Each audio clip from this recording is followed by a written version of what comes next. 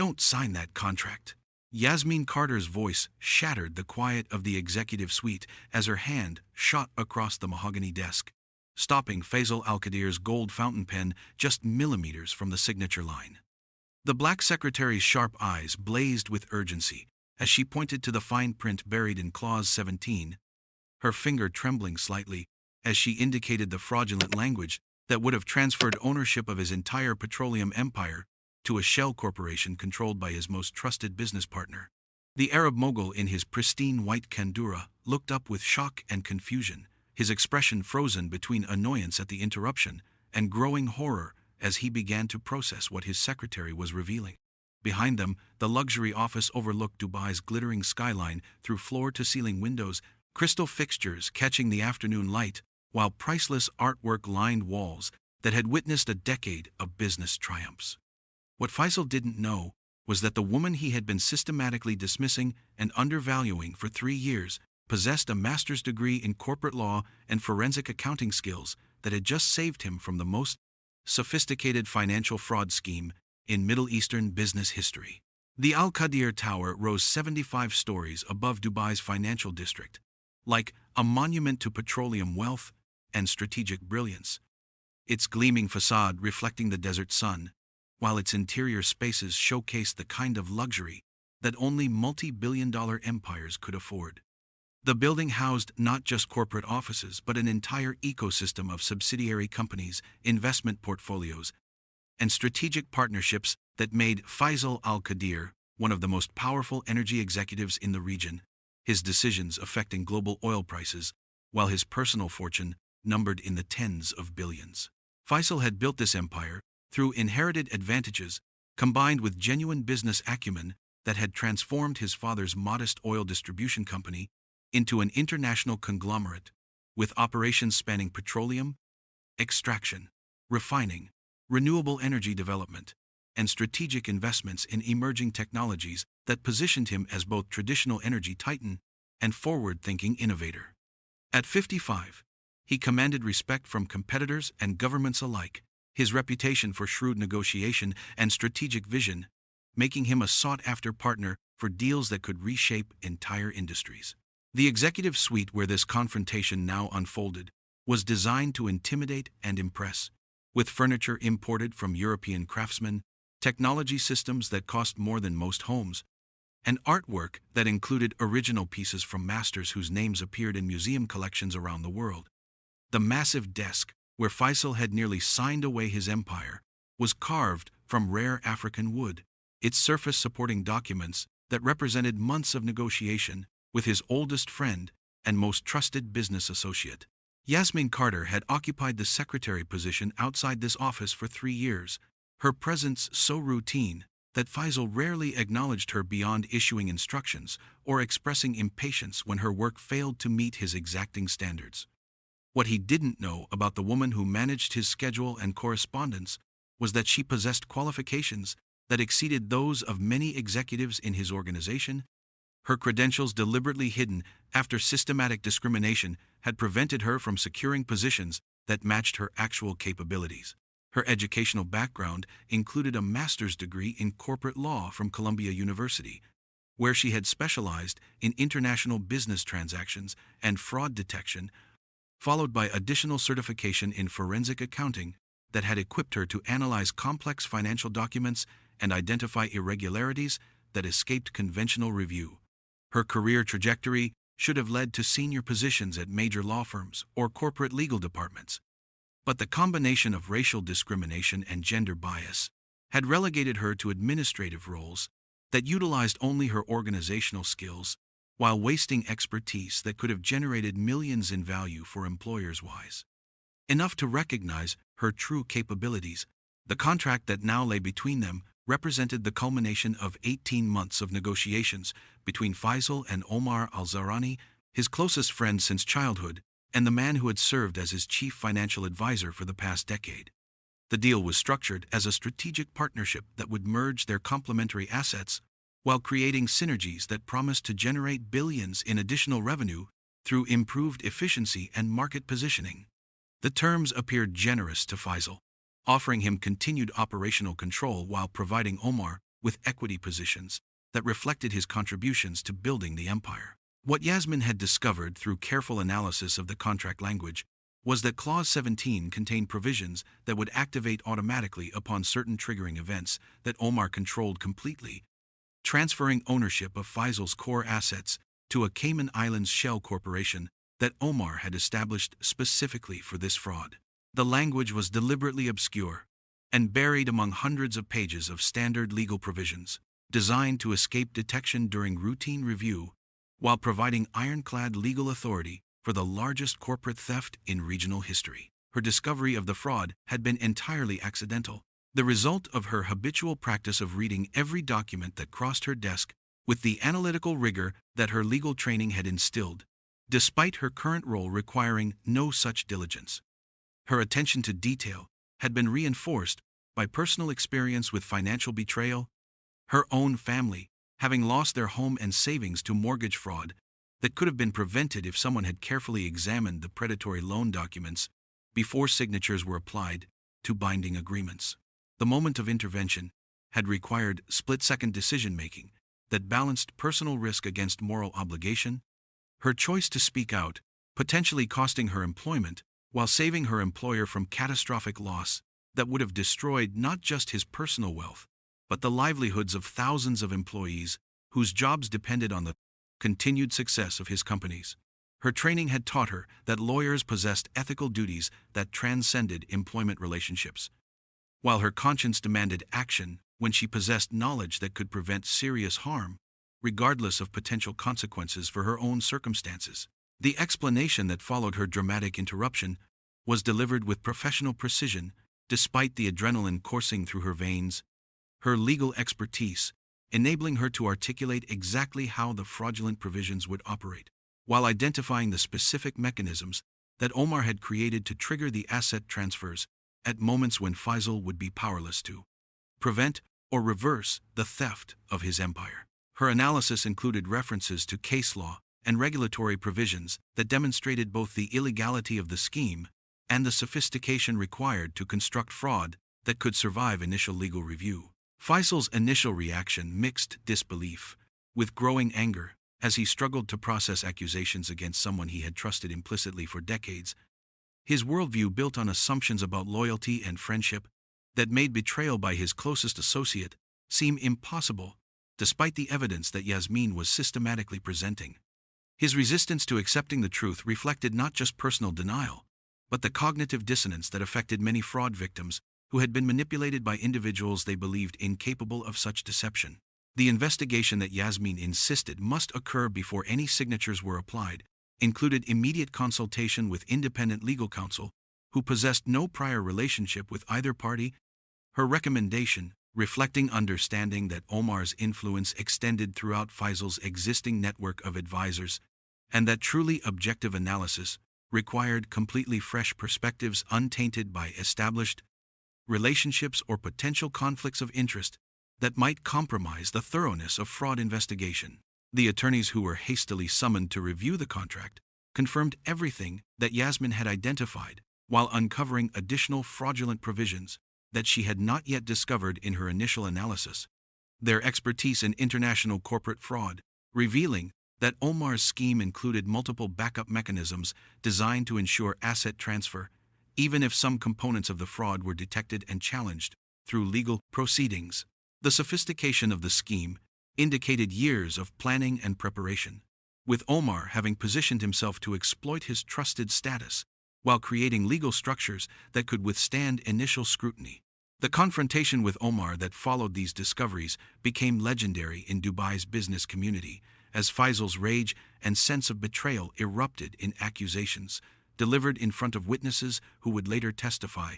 about the former friend's attempts to justify his actions through claims that Faisal didn't deserve the success he had achieved, and that redistribution of his wealth was morally justified, regardless of legal and ethical violations required to accomplish the theft. The defense revealed both narcissism and resentment that had been festering beneath surface friendship for years. The legal proceedings that resulted from exposing the fraud included both criminal prosecution for attempted theft and civil litigation seeking damages for breach of fiduciary duty and fraud that had been perpetrated over years of trusted service during which Omar had been systematically positioning himself to steal everything his friend had built. The trials that followed revealed additional victims who had been defrauded by similar schemes, with Omar's criminal enterprise extending far beyond the attempted theft from Faisal to encompass systematic fraud against multiple wealthy individuals who had trusted him with financial advisory roles. The evidence that prosecutors assembled included communications between Omar and co-conspirators that detailed their planning and celebrated near success of schemes that had already transferred millions in assets from other victims who had signed similar fraudulent contracts without benefit of someone like Yasmin, who possessed both expertise and integrity necessary to detect and prevent the theft. The conspiracy included lawyers, accountants, and banking officials who had been corrupted through bribes and profit-sharing arrangements that made them willing participants in systematic fraud. The financial analysis that was conducted during investigation revealed that Omar had successfully stolen over $2 billion from various victims over the preceding 5 years. His wealth accumulated entirely through fraud, while maintaining appearance of legitimate business success that had made him trusted advisor to some of the region's most powerful individuals.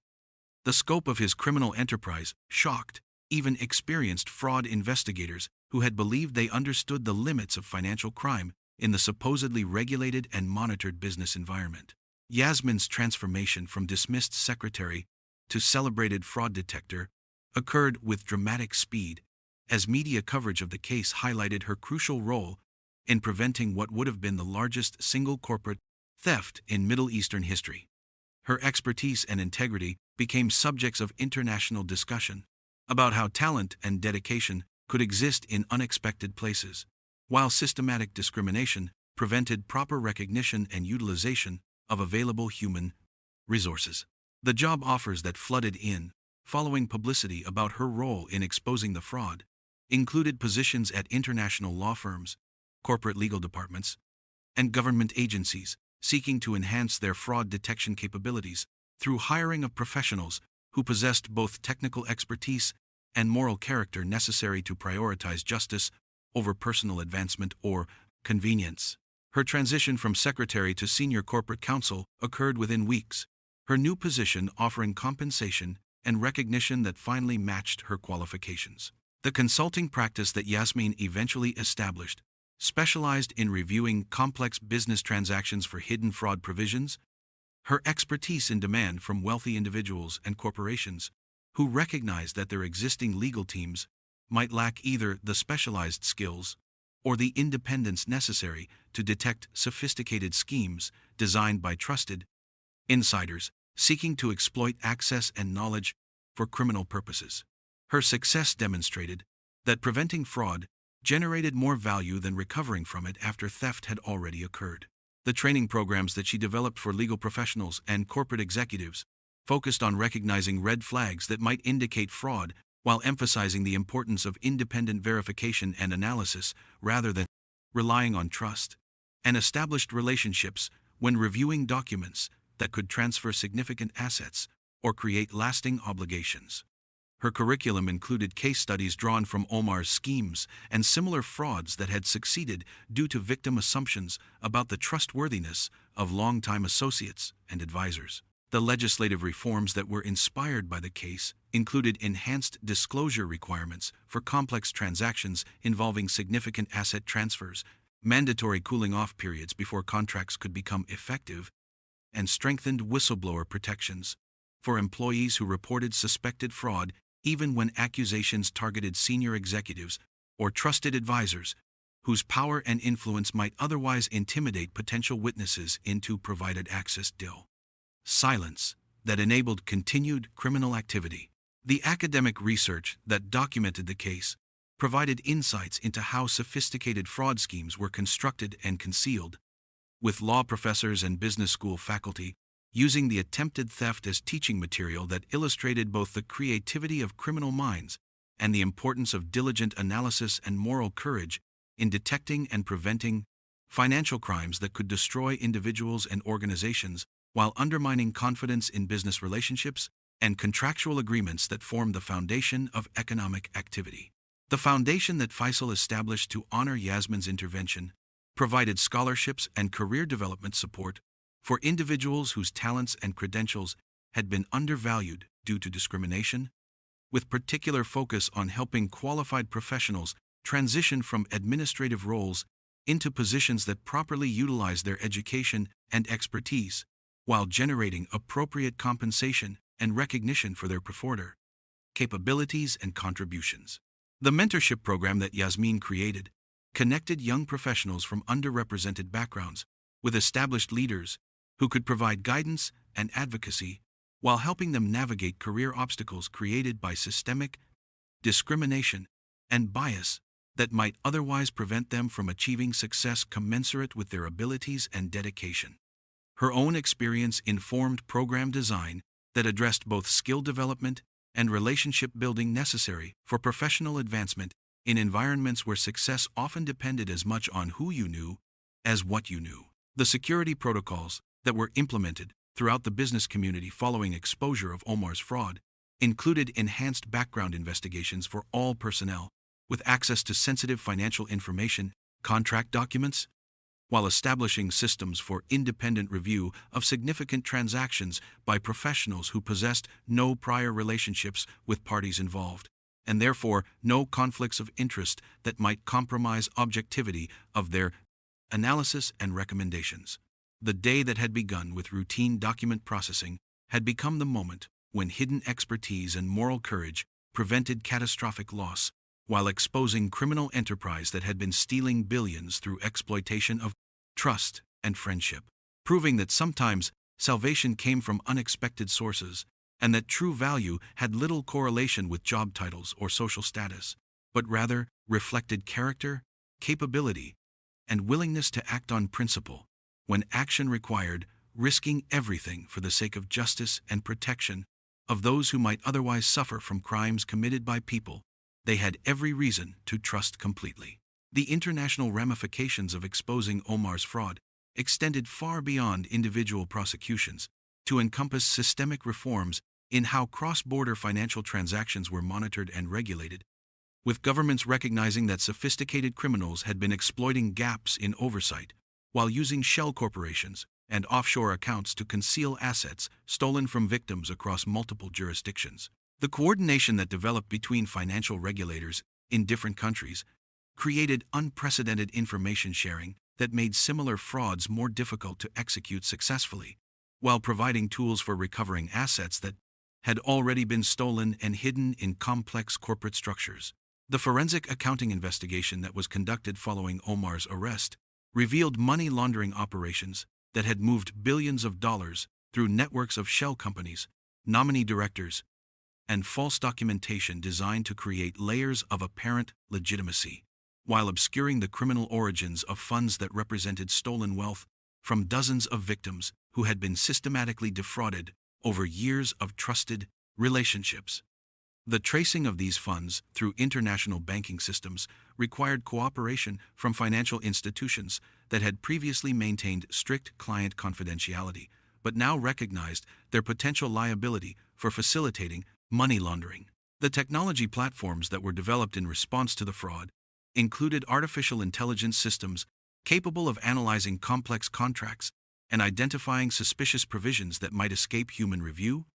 with algorithms trained on examples of fraudulent language and deceptive structures that had been used successfully in previous schemes. These systems became standard tools for due diligence teams reviewing significant transactions, while their effectiveness in catching fraud attempts validated Yasmin's expertise and analytical approach that had inspired their development. The insurance industry response to revelations about sophisticated contract fraud included development of new policies specifically designed to protect businesses and individuals from losses resulting from fraudulent agreements and deceptive business practices, with coverage extending beyond simple theft to encompass sophisticated schemes that used legal mechanisms to accomplish illegal transfers of wealth and assets. The underwriting process for these policies incorporated fraud risk assessment methodologies that Yasmin helped develop based on her analysis of how Omar's scheme had operated and what warning signs might have enabled earlier detection. The professional associations that represented lawyers and accountants implemented enhanced ethics training and continuing education requirements that emphasized responsibilities to detect and report fraud, even when suspicions involved senior executives, trusted colleagues, or powerful clients whose displeasure might threaten career advancement or professional relationships. The case studies used in these programs featured Omar's fraud as an example of how professionals could be corrupted through financial incentives, while demonstrating the importance of maintaining independence and integrity regardless of external pressures. The diplomatic incidents that resulted from discovering that some of Omar's co-conspirators held positions in foreign governments included formal protests and demands for extradition of officials who had accepted bribes in exchange for facilitating fraud through manipulation of regulatory processes and provision of false documentation that made stolen assets appear to be legitimate investments. The international cooperation that was required to bring these individuals to justice tested diplomatic relationships, while establishing precedents for holding government officials accountable for corruption that enabled private criminal enterprises. The victim support services that were established following the trial provided assistance for individuals and families whose wealth had been stolen by Omar's criminal network, with counseling services addressing both the financial devastation and the psychological trauma of discovering that people they had trusted completely had been systematically betraying them while planning to steal everything they had worked to build over decades of effort and achievement. The support programs included financial planning assistance to help victims rebuild their lives while providing legal representation for recovery efforts that often required years of litigation across multiple jurisdictions. The educational curriculum that was developed for business schools incorporated detailed analysis of Omar's fraud as a case study in how trusted relationships could be weaponized for criminal purposes, while teaching future business leaders to recognize warning signs and implement protective measures that could prevent similar schemes from succeeding. The curriculum emphasized that trust should be balanced with verification and that even the most trusted advisors should be subject to independent oversight and periodic auditing to ensure their continued fidelity to fiduciary responsibilities. The corporate governance reforms that emerged from analyzing how Omar had been able to maintain his fraud for years without detection included requirements for regular rotation of external auditors and advisors, mandatory disclosure of potential conflicts of interest, and establishment of anonymous reporting mechanisms that enabled employees to raise concerns about suspicious activities without fear of retaliation from powerful executives who might be involved in wrongdoing. The implementation of these reforms across the business community created cultural shifts that made fraud more difficult to perpetrate successfully. The whistleblower reward programs that were expanded following the case provided financial incentives for individuals who reported fraud and corruption, with Yasmin receiving substantial compensation for her role in preventing Faisal's loss, while setting precedents for how others who detected and reported financial crimes could be appropriately recognized and compensated for their courage and diligence in protecting victims from sophisticated criminals who exploited trusted positions for personal enrichment. The media documentary that chronicled the fraud investigation and trial proceedings became an international sensation, with viewers fascinated by how someone in an administrative position had possessed both the expertise and the moral courage to challenge powerful executives, while risking her own security to protect someone who had consistently undervalued her contributions and failed to recognize her capabilities. The documentary sparked broader conversations about how talent and expertise existed throughout organizations, but often remained invisible due to prejudicial assumptions about whose insights and observations deserved serious consideration. The technology startups that emerged from professionals inspired by Yasmin's example included companies specializing in contract analysis, fraud detection, and compliance monitoring, with founders recognizing that preventing financial crimes generated enormous value, while creating market opportunities for innovative solutions that could protect businesses and individuals from increasingly sophisticated threats. Several of these companies recruited Yasmin as an advisor or board member, her expertise and credibility providing validation for their products and services. The speaking circuit that Yasmin joined following her transition to senior legal roles included presentations at international conferences, university programs, and corporate training sessions, where her story served as inspiration for others facing discrimination while providing practical insights into fraud detection and prevention. that could protect organizations from internal threats that often proved more dangerous than external competitors or market forces. Her presentations emphasized that preventing fraud required both technical expertise and organizational cultures that encouraged reporting of concerns regardless of who might be implicated. The policy advocacy work that Yasmin undertook included testimony before legislative bodies considering reforms to corporate governance requirements, whistleblower protection laws, and financial regulation frameworks that could prevent sophisticated fraud while ensuring that individuals who detected and reported crimes received appropriate recognition and protection from retaliation. Her first-hand experience with both fraud detection and the career consequences of challenging powerful executives provided compelling evidence for the need to strengthen legal protections for those who acted in the public interest. The research collaborations that developed between Yasmin and academic institutions studying fraud psychology and prevention methodologies produced published studies that advanced understanding of how criminals gained and maintained trust,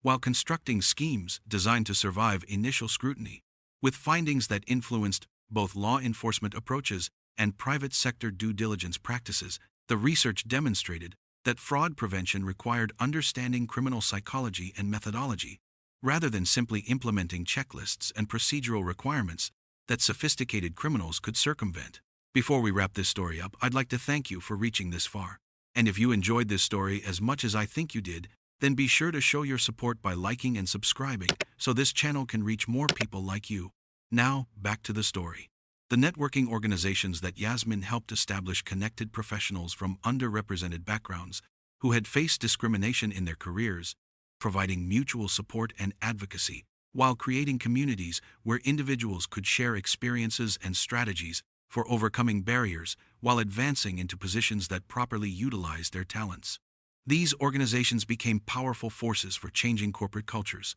while creating pathways for talented individuals who might otherwise have remained trapped in positions that failed to recognize their true capabilities. The international recognition that Yasmin received for her contributions to fraud prevention and professional integrity included awards from legal associations, business organizations,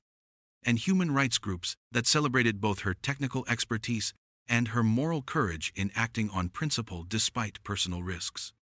Her story became a symbol of how individual integrity could triumph over corruption, while demonstrating that true professional excellence transcended job titles and organizational hierarchies that often failed to recognize where real